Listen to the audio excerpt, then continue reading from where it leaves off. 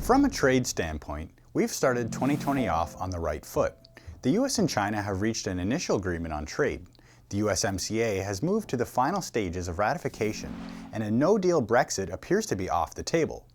With the developing markets appearing to be stabilizing, should you look at emerging markets for growth? We spoke with Regina Chi, Vice President and Portfolio Manager at AGF Investments, and she says that there are new risks to watch out for, but also compelling opportunities well worth capturing. First, the risks. Iran.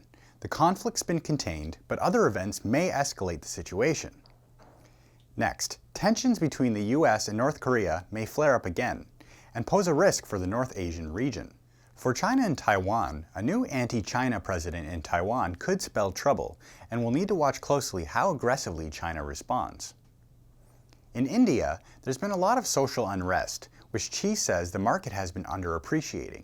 And lastly, that Phase 1 US-China trade deal, it ain't over yet, reminds Chi, as the relationship between the two countries remains adversarial. Many tariffs are still in place, and a recent survey is seeing more manufacturers moving production out of China.